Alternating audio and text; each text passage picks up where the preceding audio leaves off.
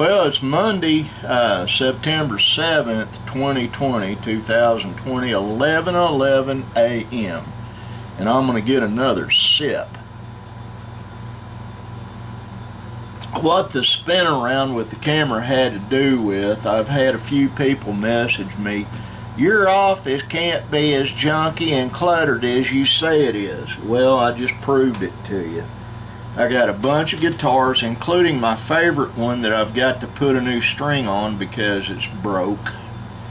Has a broken string. Got a non-working Xbox, I think that is. I got amplifiers. I got junk on my table, junk on the shelves, junk on the walls. Just a lot of stuff. And I'll get it cleaned up someday, maybe. My goal in life is to end up putting a window in here, one of my goals. Take some wall hangers off the wall. I'm required to have those two licenses from the FCC on the wall. They require that. Nobody ever comes in here but family, but they require that. Now, they only require one of them. I'm probably going to take the one that is years old down and use the frame to frame the picture of Abraham Lincoln and me.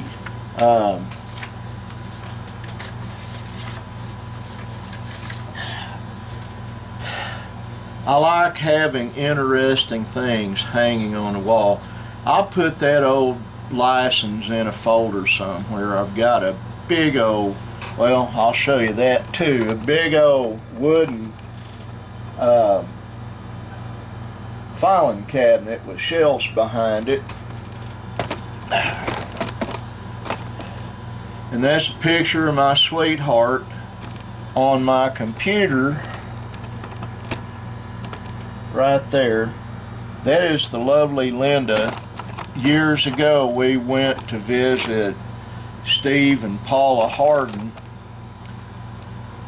two extremely good friends of ours. If you don't know who Steve Harden was, Google him. That's all I can tell you. And I've had people, oh, you claim you know all these famous people. Well, if I say I know someone or knew someone before they died, I do, and I did. Steve Harden was an extremely good friend of mine. That was he and his wife's condominium up in Tulsa, Oklahoma. Linda had injured her right ankle, and so she was sitting in Paula's rocking chair in their upstairs living area. The downstairs of their two-story condominium was basically converted into a gym for Steve. He worked out 4 hours a day, every day. Now, I'm going to show you something, and okay, that's a partial list of things you need if you're going to bug out, and I'm going to read it to you, and that'll pretty much be the vlog for today.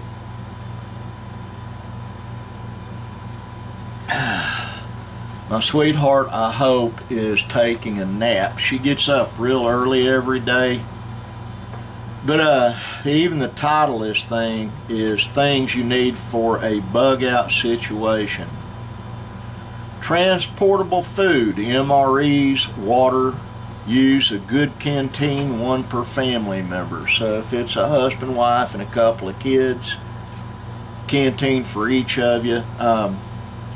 Later in this list, I'll tell you something you can use for transportation, even if you're taking a vehicle to get away. But transportable food, MREs, meals ready to eat. You can buy them in military surplus stores. You can order them online. You also need a can opener and canned goods. I didn't put that on the list, but you can carry canned meat with you, which is good for a long time. Canned vegetables, good for a long time. A way to make fire.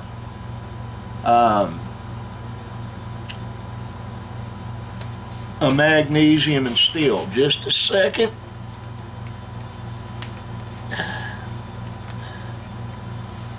I've once again started carrying mine in my pocket. It looks like this. That's I think I paid $4 for it at Walmart. That's the striking steel right there. That's the magnesium bar. I don't know if I can do this on camera or not.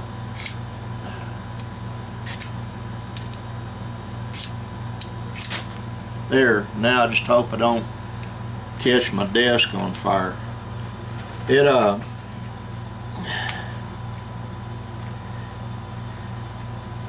It does make a good spark. Another thing you can carry is one of these. I don't. I keep one in my desk. But that's for making fire in case you need to make fire. You need a tent large enough for you and your family members. Safety in numbers. If you've got a couple of kids, our family's so large, we've got 10 people living here. It would need to be like 3 tents, one for Nick and his children and his brother Brandon. There'd need to be one for Benjamin and his 2 kids, and one for Linda and myself. But if you do that, you put your campfire in the center and your tents around it, and somebody gets assigned to keep the campfire lit during the night. This keeps animals away. You need good sleeping bags. I would suggest going to Cabela's for the sleeping bag. The key to that is good, not junk. You will not find a good sleeping bag at Walmart, I'm sorry. And I don't know what a good one costs. I don't have one. I don't think I'll ever be in a position where I'll have to have one. You need cooking utensils, like a pot to boil water in, maybe a skillet. They have these little camp cook sets at Walmart, and they're actually pretty good. They're lightweight and they're stainless steel, and I don't know what they cost. I imagine I did price it one time. It had a little deal that all folded up into one, and it ran about that was a mess kit per individual family member. Had the eating utensils, a cup to drink, and all that. It ran, I think, about $15 per person. The cooking camp utensils, I remember seeing a set of those for $27. And you also need a grid, like a rack to set over the fire to cook on. I didn't put that on this list. But you get the general idea. A good camp hatchet, a camp knife, a machete, a good slingshot, and ammo. Don't buy the camp hatchet they have at Walmart. It's got a steel handle on it. It is junk. If you want to get an actual good camp hatchet, go to Home Depot, Lowe's, Atwoods, someplace. Go to a lumber yard and buy an actual hatchet like you would use in real, to chop wood. Not an axe. Axe is too large. And you need to buy a good file to sharpen it with. You can sharpen a camp knife with a file. I'm going to show you what I use.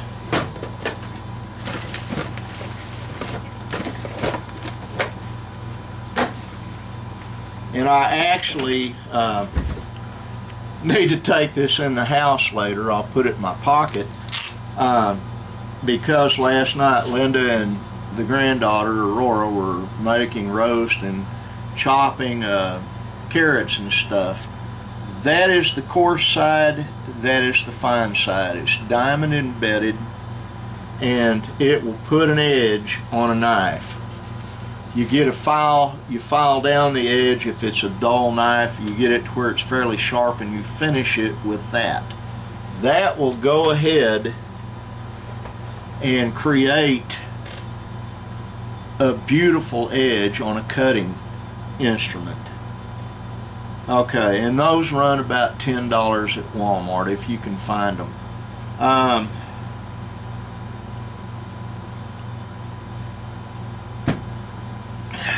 Rolling luggage, like a rolling suitcase that has an extension. You don't have to have the expensive ones. You can get one that's got the canvas walls, but it has wheels on the bottom and then a handle that pulls out, and basically you can pull it wherever you're going. Well, why do I need that if I'm taking my car? Because you're not taking your car deep into the woods if you're actually trying to get out of harm's way. Find a stream. You need to go beforehand and figure out where you're going to go. Find a place to bug out to. But you need one rolling luggage per family member. Books pertinent to your area on what plants to forage for food and medicine. Did you know there are plants you can use for medicine? Bull nettle. Get the sap out of bull nettle, and you can take and boil the nettle and eat it. Just boil the tines, but peel the outer layer off, and there will be sap in there. Or cut it in several places with leather gloves on. Squeeze the sap into a container, and that is extremely good pain reliever. You can also take the bark off a willow tree, if you know what a willow tree looks like. Scrape the pith off the center, and that is a good mild pain reliever, equivalent to an aspirin. Sulfur tablets. What do I need sulfur tablets for? If you start taking sulfur tablets, it will repel mosquitoes, and ticks won't bite you. Don't mean they won't land on it, they just won't bite you. They hate sulfur. Cordage. What I mean by that is rope, paracord, heavy-duty fishing line. You know, the black catfish line that's like 80-pound test? Get you some of that stored in your bug-out kit. And a small fishing kit. That'll include a rod and reel. I'm talking about the ones that telescope out. Synthetic bait like crappie, jigs, different things. You need an assortment of hooks, weights, bobbers, little floating things, and pliers to get the hook out of the fish's mouth. All this you can find at Walmart or other cheap suppliers. Folks, that is it for the day. I love you, God bless you, and this is Pawpaw telling you, be kind.